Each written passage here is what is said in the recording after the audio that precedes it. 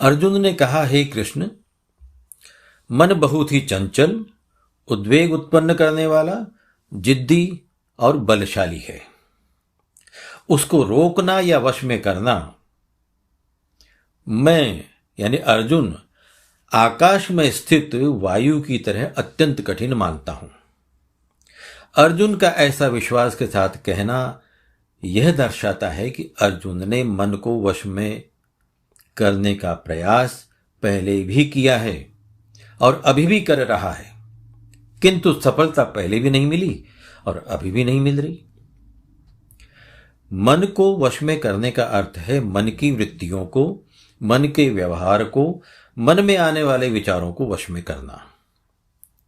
जैसा हम चाहें वैसा हो, न कि मन जो चाहे वैसा। अर्जुन की इस बात के उत्तर में भगवान श्री कृष्ण ने कहा, अभ्यासेन तु कौन्तेय वैराग्येण च गृह्यते। उन्होंने कहा कि तुम्हारी बात सही है अर्जुन, किंतु अभ्यास और वैराग्य से इसे वश में करना संभव है।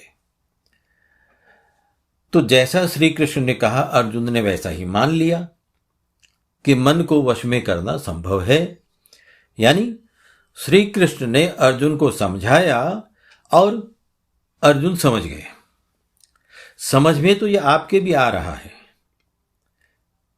समझ में आपके भी आ रहा है कि अभ्यास करने से मन को वश में करना संभव है। यह समझ में क्यों आ रहा है? क्योंकि आप अभ्यास का शाब्दिक अर्थ जानते हैं कि एक ही कार्य को बार बार करना, दोहराना अभ्यास है। अभ्यास के इस शाब्दिक अर्थ को जानते हुए, भगवान की कही हुई बात को सही मानते हुए, अर्जुन की तरह समझते हुए आपने भी मन को वश में करने के अनेकों प्रयत्न किए हैं, किंतु आज तक तो सफलता मिली नहीं। और कौन जाने आगे भी ऐसे ही चलता रहे, मानने समझने में ही जीवन पूरा हो जाए। देखिए, जब हम किसी श्लोक को बार बार दोहराते हैं तो वो हमें कंठस्थ हो जाता है, किंतु समझ में नहीं आता।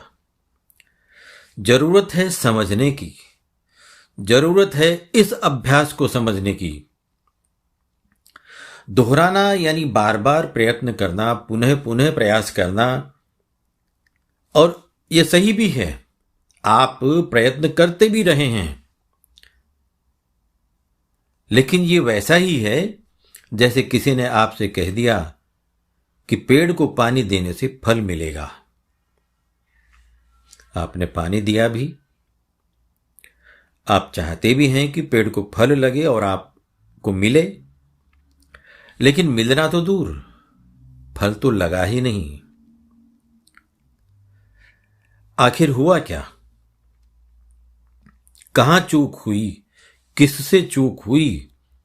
बताने वाले की चूक तो हो नहीं सकती, क्योंकि उसने जब भी कोई बात बताई वह 100% खरी उतरी है।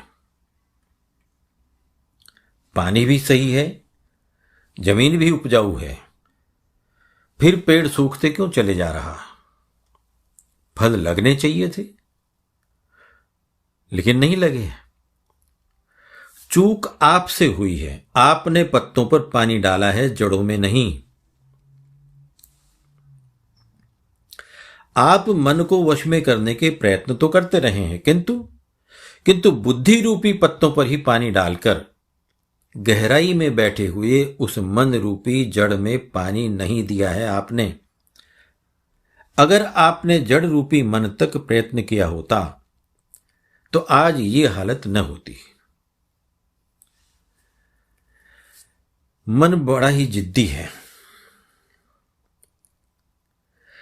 अपने यहां तक किसी प्रयत्न को पहुंचने ही नहीं देता, क्योंकि यह बुद्धि से दूर बहुत गहराई में बैठा है, बिल्कुल अंदर केंद्र में। आप जो प्रयत्न करते हो वो बुद्धि तक ही जाता है, और बुद्धि उस प्रयत्न को मन तक नहीं जाने देती, बल्कि बुद्धि मन के निर्देशों को मानती है। कारण, क्योंकि बुद्धि की कार्य करने की अपनी कोई शक्ति नहीं होती।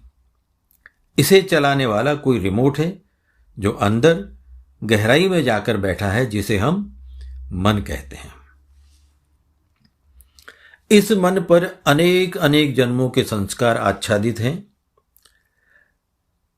उनको बलपूर्वक हटाना संभव नहीं। और ये मन बुद्धि से अनेक गुना बलवान भी है। मन तक पहुंचने के लिए बिना थके उस बताने वाले पर पूरा विश्वास रखकर प्रयत्न करना होगा।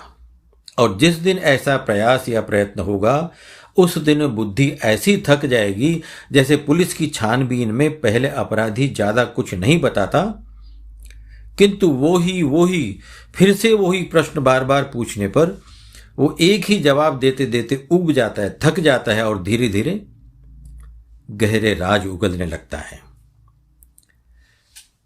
किंतु तुम्हारे केस में बुद्धि की जगह तुम स्वयं ही थक जाते हो और प्रयास करना, पूछना बंद कर देते हो। तुम उस तैराक की तरह हो जो पानी की धार के विरुद्ध तैर रहा है।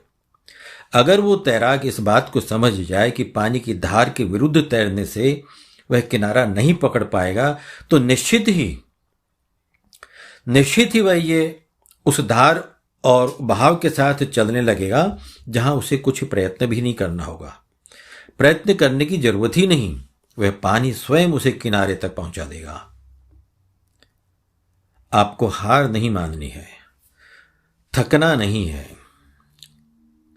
आप हताश, निराश क्यों हो जाते हैं? मन को वश में करने का प्रयास क्यों बंद कर देते हैं? क्योंकि आप परिस्थिति से मित्रता नहीं करते, बल्कि आप उस परिस्थिति से लड़ते हैं, उसे कोसते हैं, खुद को कोसते हैं। अपने आप को हालात के अनुसार नहीं ढालते। आप अगर वास्तव में ये चाहते हैं कि आपको दूसरों के कारण दुख न हो,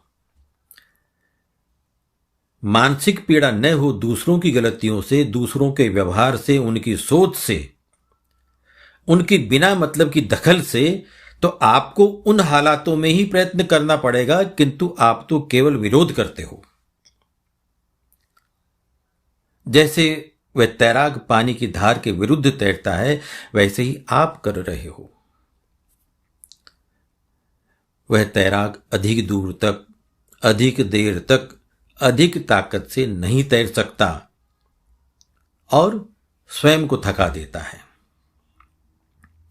आप भी थक कर, निराश होकर अभ्यास करना छोड़ देते हो, जो नहीं छोड़ना चाहिए। अभ्यास है अपने आप को उन परिस्थितियों में रखते हुए मन से स्वयं को वहां से हटा लेना, दूर कर लेना। बाहर और भीतर किसी से भी प्रभावित हुए बिना थके अंतर मन में प्रवेश करना अभ्यास है।